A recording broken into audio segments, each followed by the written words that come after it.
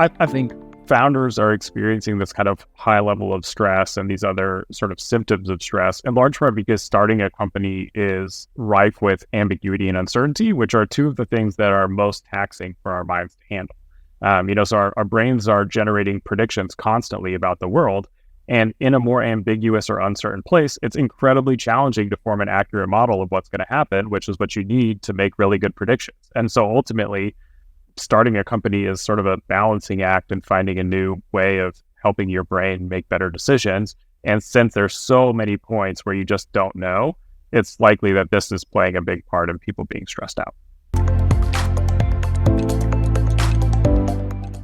All stress isn't bad for you. So stress at its core is just your body and brain preparing to do something effortful. And really, stress becomes problematic in a couple of scenarios. One is if we think of stress as bad or threatening, we tend to respond less adaptively to the stress we're experiencing. And second is to not do any form of recovery, right? So at its most basic level, stress with some recovery can lead to pretty consistent growth and development. Stress without recovery is going to lead to ultimately what we call allostatic overload, which is what people think of as burnout.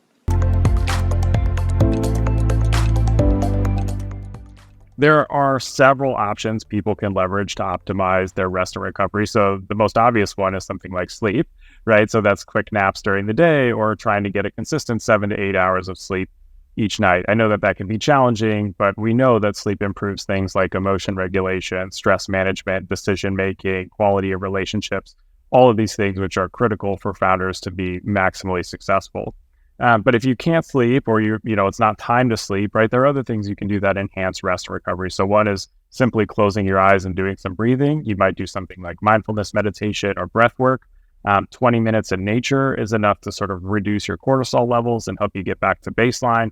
I'd encourage people to do things like yoga or exercise. These are also great ways to manage stress. So there's a lot of opportunities to engage in rest and recovery. Ultimately, the thing that's most important is that you're stepping away from the work for a little bit and allowing yourself to be fully present with the recovery activity so that you can return to work refreshed and rejuvenated. I think it's important to understand that, like I said, stress itself is not inherently harmful. And we actually have the opportunity to leverage what's called the stress as enhancing mindset.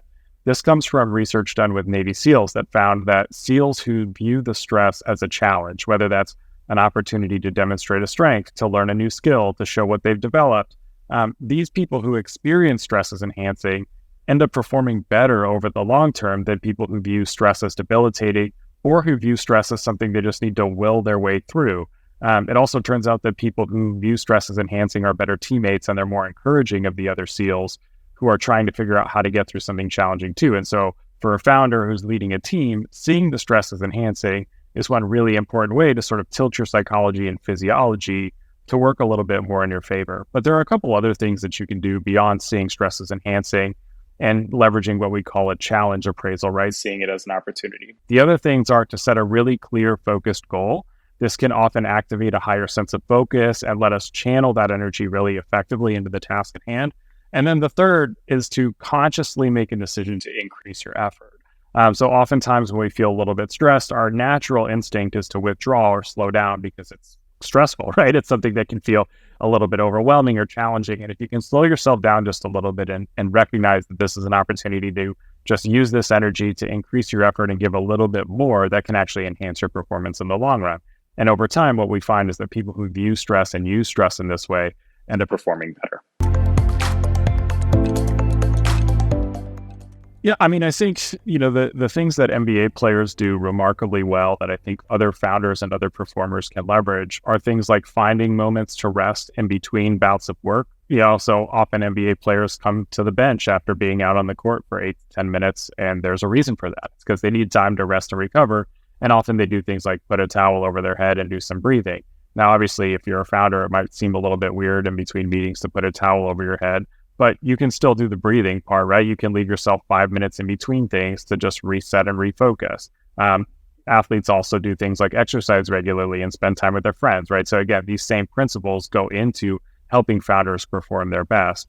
And then the final thing I'd suggest is coming up with some high performance routines. So athletes have very consistent ways that they get ready for a game or get ready for practice, right? No one just walks into the gym and immediately starts performing. They all do a set of things to help themselves be in the optimal psychological and physiological state to perform. And founders can do the same thing. You can come up with a routine to help you get ready for work, whether that's taking a shower and then 10 minutes of meditation and then listening to your favorite song, or exercising and talking to your partner and then getting ready to work. There's no right or wrong way. It's just about getting into the right psychological state.